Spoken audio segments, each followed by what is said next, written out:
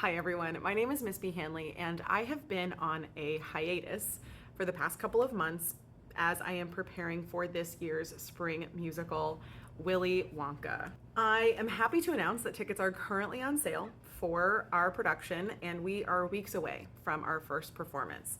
Today, I wanted to talk a little bit about the process that I go through to produce our spring musical. As a middle school theater teacher, the process that I go through might be different than a high school theater teacher's process, and especially different than a community or professional theater director's process. I can also say that this has been, so far, the most stressful production I have worked on.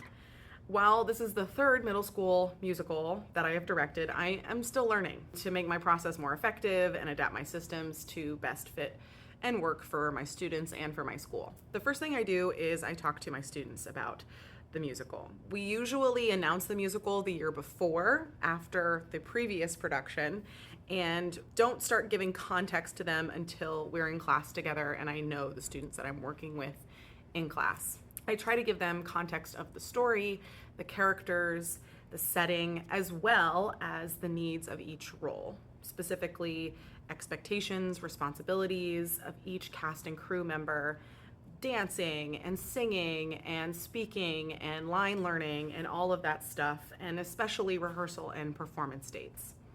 I also give them audition dates, sides, and signups for the crew. The next thing we start is auditions. I try to make sure to give my students enough time to review the material, the audition sides and songs, as well as time to practice before their official audition. Because I allow any student in our entire school to audition for the musical, I hold auditions after school and before school. During these auditions, I try to understand each student's abilities, interests, and availability. This year especially, I found the auditions to be very difficult.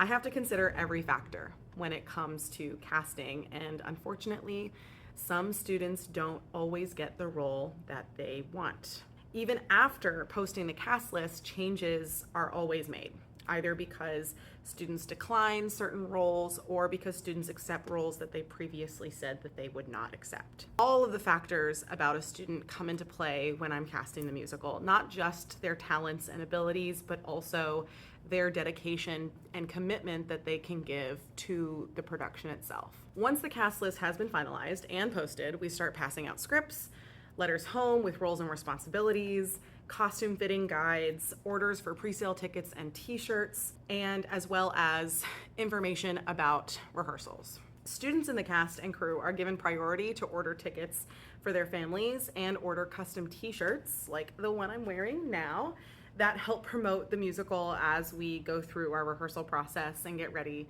for the performance. Then we start everyone's favorite part, which is rehearsals. The entire cast and crew are usually called to the first rehearsal to read through the script, ask questions, and just set the tone for the entire production. Sometimes we don't always get to the things that we need to get to in that first rehearsal, but it is meant to just kind of give everybody a sense of this is what we're doing, this is what we're working on, and kind of pull everyone in on the same vision that we need for the production. Each cast and crew member has different responsibilities before, during, and after rehearsals, which are communicated to them by the director. So cast members certainly have their lines to learn, their blocking to learn, their commitments for rehearsals and performance dates, while stage crew members will have, knowing when certain props are used or when set pieces are changed, sound cues are made, or lighting cues are done. The whole rehearsal process takes about 8 to 9 weeks. During that time, not only are we blocking scenes, practicing songs and lines, but our set, props, makeup, and costume teams are creating the pieces that need to go on stage and on our actors. There is also a collaboration with our different arts departments to design the program, the tickets, build sets, and promote the show. We usually have 2 rehearsals a week after school and then 2 weekend rehearsals leading up to the show.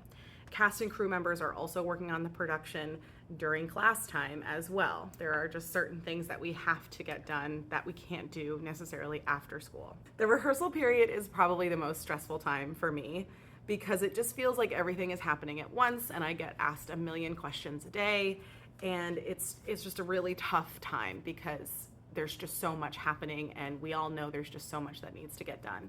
And believe it or not, somehow it all gets done. It's quite amazing to see the collaboration that comes together with this performance. It's one of those things that is so amazing to me that we get to do. But when we all come together and collaborate to make this artwork, it's really incredible. Finally, we get to the week of the show. The last week is such a crunch time because we're refining everything we've been working on for the past several weeks, and things have been known to change at the last minute because either props, costume, scenes just don't come together the way we thought they were going to during rehearsal. So we have to adjust sometimes right before we go into the performance. There is also a standard tech and dress rehearsal where actors are wearing makeup and costumes for the first time during the rehearsals. Lighting and sound cues are being programmed and set, and we're trying to nail down the exact timing for just events that need to happen on stage during the performance. All of this leads up to the performance. It's typical for a school our size to do 2 performances, an opening night performance and a closing matinee.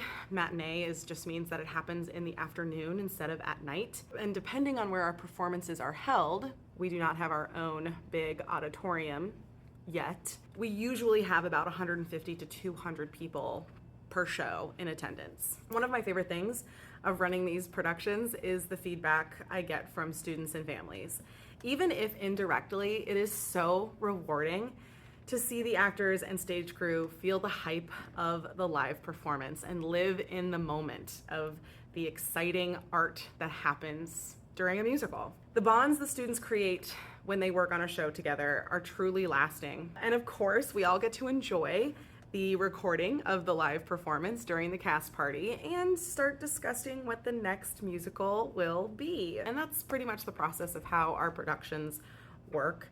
Obviously, as our program grows, as I get new students, as we change our performances from year to year, certain tweaks are made here and there to make the process run as smoothly as possible. By the time we get to opening night though, my mind is already planning the next production. That's where we're at right now. We are just a couple of weeks away from our first performance of Willy Wonka, which is happening on March 28th and 29th, Friday and Saturday at 7 p.m. and 2 p.m. respectively. As I said earlier, tickets are on sale, so if you would like to purchase tickets for our performances, you can go to the link in the description, or you can buy tickets from the front desk. I hope you have enjoyed this little walkthrough of our process of the different productions we do and the different productions I do as a middle school teacher. And I hope you might have learned something or gotten a little bit excited about doing theater yourself. I hope you have a fabulous day, and I will see you in class. Bye!